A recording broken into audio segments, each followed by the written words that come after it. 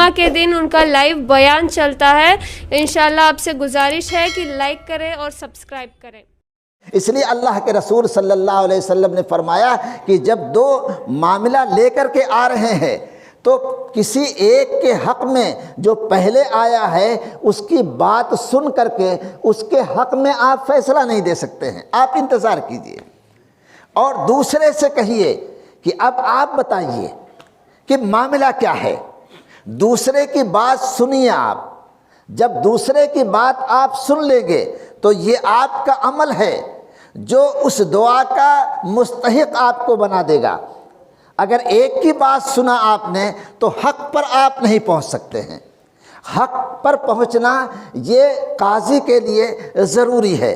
हदीस में आता है कि क़ुज़ात जो महकमे क़ज़ा में फ़ाइज़ होता है, मनसब क़ज़ा पर फ़ाइज़ होता है, जो सालिस होता है, वो 3 तरह के होते हैं।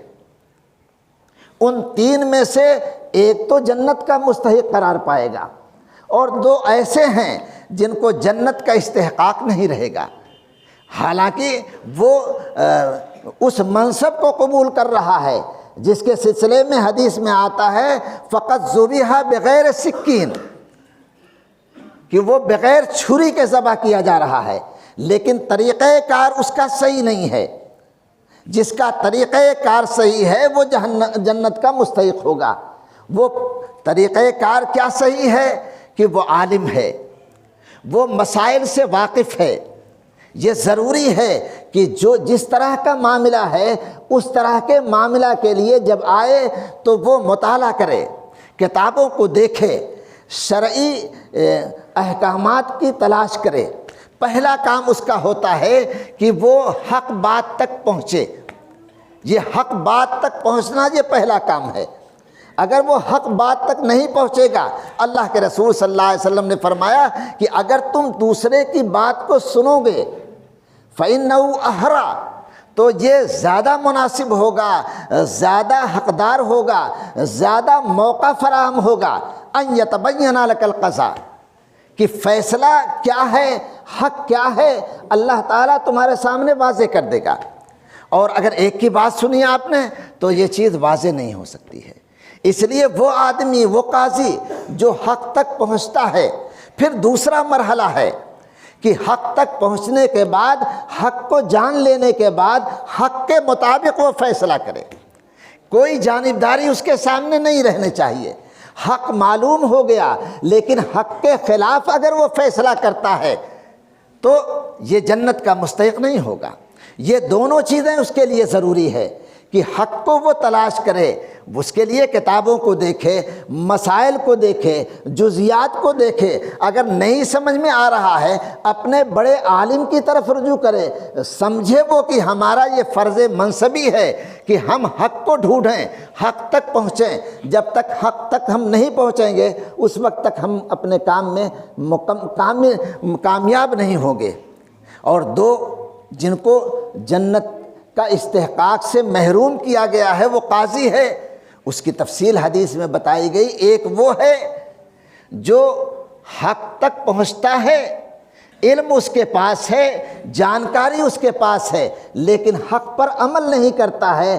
किसी वजह से, ताल्लुक़ की वजह से, जानिबदारी की वजह से, कोई भी वजह है, अगर उसने हक़ पर फ़ैसला नहीं किया तो हक़ पर पहुँचने, हक़ तक पहुँचने के बावजूद भी वो जन्नत का मुस्तहिक नहीं होगा। और तीसरा वो आदमी है जिसके अंदर ये सलाहियत ही नहीं है कि वो हक़ को तलाश करे। वो जाहिल है, वो अनपढ़ है, वो जानकार नहीं है। तो ऐसी सूरत में वो पहली ही मंजिल में वो हो गया कि हक़ तक पहुँचा नहीं। जब हक़ तक पहुँचेगा नहीं तो हक़ को नाफिज नहीं कर सकेगा। इसलिए जो आदाब हैं, जो चीज़ें हैं, उन तमाम चीज़ों को आप किताबों में पढ़ेंगे, लेकिन ये चीज़ आप अगर गिरह कर लेंगे कि हम दोनों की बात सुनेंगे और हक़ तक पहुँचने की कोशिश करेंगे, फिर हमारी ये ज़िम्मेदारी है कि हम हक़ के मुताबिक फ़ैसला करें। तो इंशाअल्लाह आपके जो ज़िम्मेदारी है वो ज़िम्मेदारी बअहसन आप अंजाम देंगे और अल्लाह ताला के यहाँ और दुनिया में दोनों के अंदर सुरखरुई आप हासिल करेंगे। یہ تو شرعی چیز تھی جو میں نے آپ کے سامنے وضاحت کر دی۔ اب دوسری چیز ہے اس ملک کے اندر ہمارے سامنے جو خدشات ہیں، ان خدشات کو ہم دور کیسے کریں۔ اس ملک کے اندر اب تک کے تجربات یہ ہیں کہ بہت سارے محاکم شرعیہ ہیں جہاں ان محاکم شرعیہ کے خلاف مقدمات دائر کر دیے گئے، ان کے لیے پریشانیاں آئیں کہ یہ امارت شرعیہ کی طرف سے جو محاکم شرعیہ چل رہے ہیں ہندوستان کے اندر، یہ ایک متبادل عدالت ہے، اور ہندوستان کے قانون کے مطابق کسی کو متبادل عدالت قائم کرنے کا یا چلانے کا اختیار نہیں ہے۔ یہ تلوار ہے جو ہمارے اوپر لٹک رہی ہے۔ الحمدللہ ابھی تک یہاں کے جو ججز ہیں وہ ہمارے نظام سے مطمئن ہیں کہ ہم متبادل عدالت نہیں چلا رہے ہیں، اس لیے کہ ہم کسی کو انصاف دلاتے نہیں، انصاف دلانے کا ہمارے پاس پاور نہیں ہے۔ ہم تمام مسائل کو نہیں دیکھتے، ہم تمام مسائل کو سماعت کے لیے قبول نہیں کرتے، ہم یک طرفہ کوئی فیصلہ نہیں کرتے۔ یہ وہ خصوصیات ہیں جو عدالت کے لیے رکھی گئی ہیں، ان میں سے کوئی ایک چیز ہمارے پاس نہیں ہے۔ دو کام ہوتا ہے جج کا، ایک کام ہوتا ہے انصاف کا بتانا اور ایک کام ہوتا ہے انصاف کا دلانا۔ ہم ایک کام کرتے ہیں، دوسرا کام ہم نہیں کرتے، اس لیے ہم اپنے کام سے کسی وقت مایوس نہیں ہوتے۔ آدمی آتا ہے، ہم اپنا وقت متعین کرتے ہیں، پھر بھی ہم خوش ہیں کہ ہم نے اپنا وقت اللہ کے لیے رکھا ہے، اس کا اجر ہمیں ملے گا۔ دو فریق ہمارے پاس آتے ہیں، ہم ان کو شریعت کا حکم بتاتے ہیں، اپنی ثوابدید کے مطابق دونوں کو مطمئن کرتے ہیں، دونوں سے کہتے ہیں ہم اپنا آپ کا مسئلہ حل کر سکیں گے، نہیں حل کر سکیں گے، وہ ہماری بات مان لیتے ہیں، ہم خوش ہیں۔ ان میں سے کوئی ایک نہیں مانتا ہے اور کہتا ہے ہم آپ کی بات نہیں مانیں گے، ہم خوش ہیں۔ ہم نے اپنا کام کیا، شریعت کا حکم جتنا بتانا تھا ہم نے بتایا، اس کی سمجھ میں آئے نہ سمجھ میں آئے یہ اللہ تعالیٰ کی طرف سے ہے، ہمیں اجر پورا کا پورا ملے گا۔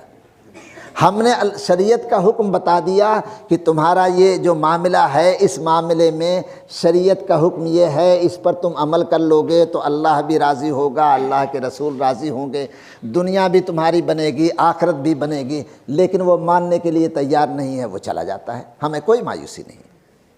ہم نے اپنی محنت کی، کوشش کی، اپنی ذمہ داری کو ہم نے پورا کیا، اللہ نے اسے توفیق نہیں دی، وہ چلا گیا۔ کل اللہ توفیق دے گا، پھر ہمارے پاس وہ آ جائے گا۔ اس لیے ہمیں کسی مرحلے میں کوئی نا امیدی نہیں ہے، اس لیے کہ ہم نے اپنا مطمع نظر یہ نہیں رکھا ہے کہ ہم انصاف کو دلائیں گے، ہم انصاف کو صرف بتائیں گے کہ تمہارے اس نزاعی معاملے میں انصاف یہ ہے، حق یہ ہے۔ بالکل وہی کام جو اللہ کرتا ہے، اللہ کے رسول صلی اللہ علیہ وسلم سے اللہ نے کہا کہ الحق من ربکم، حق بات جو ہے اللہ کی طرف سے یہ ہے، فمن شاء فلیؤمن ومن شاء فلیکفر، جس کا جی چاہے مان لے اور جس کا جی چاہے نہ مانے۔ تو یہ متبادل عدالت نہیں ہے، اور نہ محکمہ شریعہ کے جو دستور ہمارا بنا ہوا ہے اس دستور میں کوئی متبادل عدالت ہے۔ اس لیے ہمیں بے فکر ہو کر کے کام کرنا چاہیے، لیکن کچھ چیزیں ضرور ہماری ہیں جن کو ہمیں نظر میں رکھنا چاہیے۔ جیسے ہم اس ملک کے اندر یا کسی بھی ملک کے اندر جہاں اسلامی مملکت ہے، اسلامی قاضی ہے، وہاں کا کوئی مسئلہ ہی نہیں ہے، وہ اپنے نظام کے مطابق کام کو کرے گا۔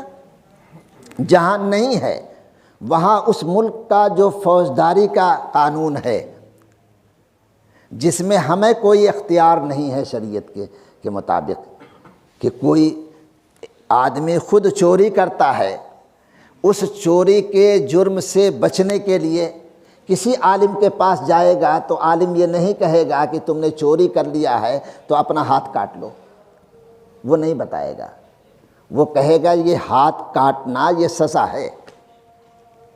اور جو تم نے گناہ کیا ہے اس گناہ کے لیے توبہ استغفار ہے۔ تم اپنے ہاتھ کو نہیں کاٹ سکتے ہو، اللہ تعالیٰ نے ایک سزا رکھی ہے، اس سزا کے لیے قوت قاہرہ کی ضرورت ہے۔ یہ تدبیر مملکت کے قبیل سے ہے۔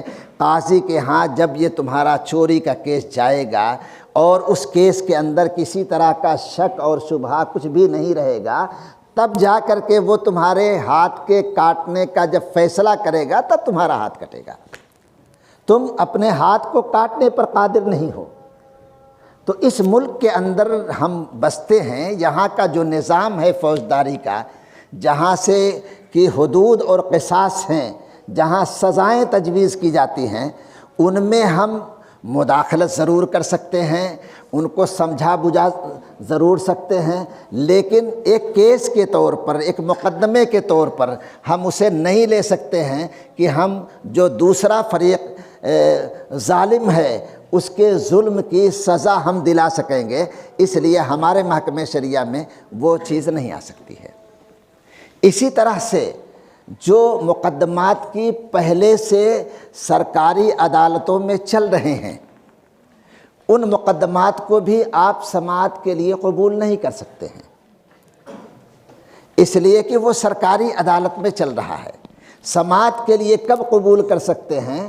جب دونوں فریق راضی ہو کر کے آپ کے پاس آئیں۔ راستہ ہے، ہماری شریعت تو ایسی ہے کہ اگر دو مسلمان یہ عہد کر لیں کہ ہم اسلام کے مطابق ہی اپنی زندگی گزاریں گے، تو دنیا کی کوئی حکومت کسی طرح کا قانون بناتی رہے، ہماری صحت پر کوئی اثر نہیں آئے گا۔ ہم ان کے پاس جائیں گے نہیں تو ہمارے اوپر اثر انداز کیسے ہوں گے؟ یہ تو اس وقت ہوتا ہے جب حکومتیں اسلام کے خلاف دروازے کھولتی ہیں اور مسلمان ان کھلے ہوئے دروازوں میں اپنی شریعت کو نظر انداز کر کے بکٹوٹ بھاگتے ہیں۔ یہ زوجین کے درمیان جہیز کا جو قانون بنا ہوا ہے، اس قانون کے اندر بالکل فراڈ ہوتا ہے، کچھ کوئی حقیقت نہیں ہوتی ہے۔ شوہر اور بیوی کے درمیان تھوڑا سا نزاع ہو جاتا ہے، اور اس نزاع کے اندر بیوی شوہر کے گھر سے فرار ہو جاتی ہے، فرار ہو کر کے جاتی ہے جس طرف اس کا مکان ہے، وہاں کسی کے گھر میں ٹھہر جاتی ہے، اور پھر وہ جا کر کے دیوانی میں مقدمہ دائر کرتی ہے کہ مجھے میرے شوہر نے مار کر کے بھگا دیا، اور گھر میں وہ تھے اور یہ تھے وہ تھے، ان کے کئی جو فیملی والے ہیں ان کو بتایا، اور وہ گئے اور ماچس کی تیلی جو ہے وہ ہاتھ لگانا چاہا اور میں بھاگ گئی۔ بس کیس کی بنیاد اتنی ہی ہے، اتنا فرضی کیس ہے، اور پھر وہ بھاگ کر کے گئی تو جہاں کہیں بیچ میں کوئی رشتہ کوئی بھی تعلق والا ہے اس کو اس نے گواہی میں ڈال دیا کہ یہاں میں ٹھہر گئی، کیس تیار۔ یہ قانون بن گیا اور کیس تیار ہو گیا۔ اب ہم یہ سوچتے ہی نہیں، عورتیں ہماری مستورات سوچتی نہیں کہ اللہ تعالیٰ نے شوہر کا کیا درجہ دیا ہے، اور اس طریقے سے پورے گھر والوں کو، شوہر تو جیل جائے گا ہی، اس کے 2-3 اور فیملی والے سب کے سب جیل چلے جائیں گے۔ پہلے تو ضمانت بھی نہیں ہوتی تھی، اب تو ضمانت ہونے لگی۔ تو اس طرح کے قانون بنتے ہیں اور وہ کامیاب ہیں، اس لیے کہ مسلمانوں کے اندر بیداری نہیں ہے تو وہ جاتے ہیں اور مصیبتیں آتی ہیں۔ تو پہلے اول وہلہ میں لوگ جاتے ہیں۔ اس طرح کے معاملات آپ نہ لیں گے، معاملات آپ سنیں گے، لیکن اس میں دونوں فریق کو بتائیے کہ دونوں فریق یہاں آ جائیں، تب جا کر کے یہ معاملہ صحیح رہے گا۔ اسی طرح سے بہت سارے لوگ باہر رہتے ہیں اور وہ چاہتے ہیں اپنے معاملے کو حل کرنا۔ یہاں کا قانون ہے کہ آپ کسی کے خلاف کوئی چیز آپ لے سکتے ہیں جو ملک کے اندر ہے، ملک کے باہر جو ہے اس کا معاملہ ایمبیسی کے تھرو ہوتا ہے، بغیر ایمبیسی سے آپ کام نہیں کر سکتے ہیں۔ تو ان کو بتائیے، اس کا راستہ ہے کہ آپ ان کو بلائیے، دونوں فریق کو بلائیے کہ جو آدمی باہر رہتا ہے اس کا جو گارجین ہے، باپ ہے، بھائی ہے، وہ اس کی ذمہ داری لے لے، اگر شوہر باہر رہتا ہے کہ وہ محکمہ شریعہ میں ہم جو بھی معاملات کو طے کریں گے اس کی تکمیل کے لیے سارے کاغذات کو وہ وہاں سے دستخط کروا کر کے اور مکمل کر کے وہ بھیجے گا۔ تو اس طرح سے اگر آپ حکمت عملی سے کام لیں گے تو انشاءاللہ آپ کو کوئی دشواری پیش نہیں آئے گی، نہ متبادل عدالت کا کوئی چارج لگے گا اور نہ آپ کے عمل پر کوئی انگشت نمائی ہوگی۔ تیسری چیز یہ ہے کہ اس محکمہ شریعہ کے اندر آپ کو قوت نہیں ہے، طاقت نہیں ہے، لیکن آپ کے لیے اصول یہی ہے کہ آپ ہیئرنگ کریں، سماعت کریں۔ سماعت کے بغیر تحریر پر کوئی بھروسہ نہ کریں۔ آدمی جو تحریر دیتا ہے، کبھی کبھی آدمی لکھ کر کے لے آتا ہے، عرضی دعویٰ خود مرتب نہیں کرتا ہے، لکھ کر کے لے آتا ہے، آپ اسے بلائیے۔ آپ عدالت کا کام نہ کیجئے، آپ جو ہے وہ تھانے کا کام کیجئے۔ آپ کے ہاں دونوں نظام چل رہا ہے، ایک تھانے کا نظام ہے اور ایک عدالت کا نظام ہے۔ تھانے میں جب آپ جائیں گے تو وہ پہلے آپ کی بات سنے گا، اور بات سننے کے بعد وہ آپ کی درخواست لے گا اور آپ کو بتائے گا بھی، اور اس کے لیے دفعات خود متعین کرے گا کہ آپ جو بات بتا رہے ہیں اس کے اندر کیا کیا دفعات لاگو ہوں گی، اور اگر اس کے لائق نہیں ہے تو وہ بتا دے گا کہ بھئی سمجھوتا کر لو اور یہاں کوئی کام چلنے والا نہیں ہے۔ تو عدالت میں تو کوئی آدمی وکیل کیا اور جھوٹا سچا مقدمہ دائر کر دیا، لکھ کر کے دے دیا، اب اسے نوٹس دینا ہے اور بلانا ہی ہے، ان کو اختیار حاصل ہے۔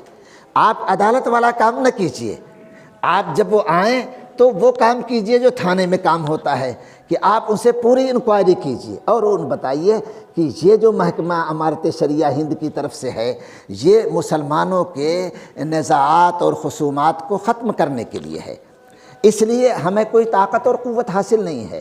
جب امارت شریعہ کو کوئی قوت اور طاقت حاصل نہیں ہے، تمام مسلمانوں کو نہیں طاقت حاصل ہے، جمعیت علماء ہند جو آزادی سے پہلے ہے کوئی طاقت اور قوت حاصل نہیں ہے، تو اس محکمے کو کیا قوت اور طاقت حاصل ہوگی؟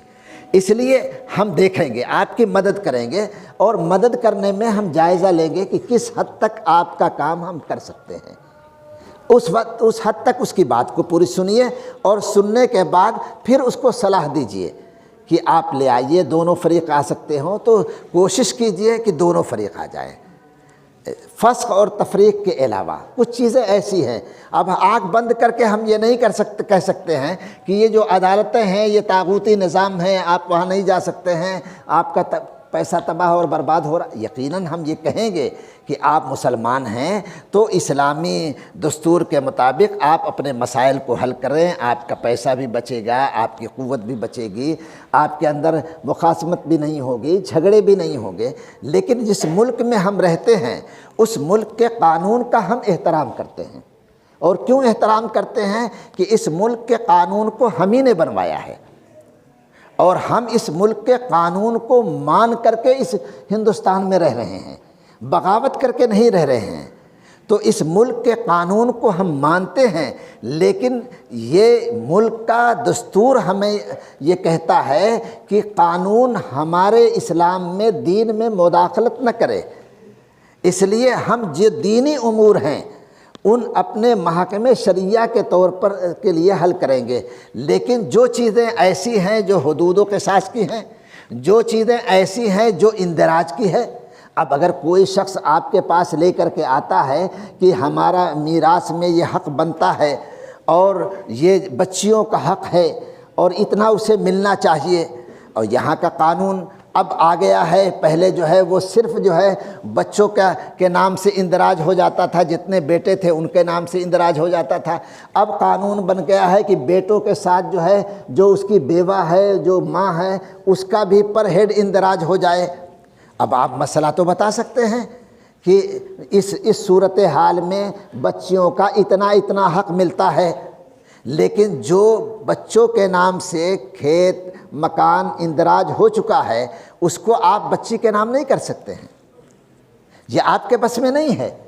اب اسے یہ بتانا پڑے گا کہ اگر یہ لڑکے، اس کے بھائی اپنی بہنوں کا حق دینا چاہتے ہیں تو قانون کے اندر یہ راستہ ہے کہ وہ جا کر کے اس طرح سے کمپرومائز کر لیں. اگر اندراج کا مرحلہ ہے، وراثت جاری کرنے کا مسئلہ ہے، مرحلہ ہے تو اس طرح سے کر لیں، اور اگر نہیں ہے تو حق دینے کا مسئلہ ہے تو جتنا حق بنتا ہے اتنا حق انہیں دے دے، اور وہ جو ہے وہ آسانی سے ان کے نام سے منتقل ہو جائے گا. تو ہمارے پاس یہ طاقت نہیں ہے. ہم اس ملک کے قانون کے بھی محتاج ہیں، اور اس ملک کے قانون کا بھی ہمیں سہارا لینا ہے. لیکن اپنے شرعی امور کو اگر ہم محاکم شرعیہ سے حل کریں گے تو ایسی صورت میں ہمارے لیے زیادہ آسانی ہوگی. تو یہ چند باتیں ہیں جو آپ کے لیے گویا ایک روشنی میں لانے کے لیے کہ آپ محکمہ شرعیہ کے لیے آپ آئیں تو ان چیزوں پر آپ نظر رکھیں. اسی طرح سے فسخ و تفریق کے سلسلے میں بھی کچھ دشواریاں آتی ہیں، جیسے ظلم کا مسئلہ ہے. تو اب آپ کسی کے سلسلے میں یہ نہیں کہہ سکتے ہیں کہ شوہر یہ ظلم کر رہا ہے، اس کے لیے ظلم کا ثبوت بھی چاہیے. اسی طرح سے تعنت کا مسئلہ ہے، اسی طرح سے جیل میں رہنے کا مسئلہ ہے. یہ سارے مسئلے آسان نہیں ہیں.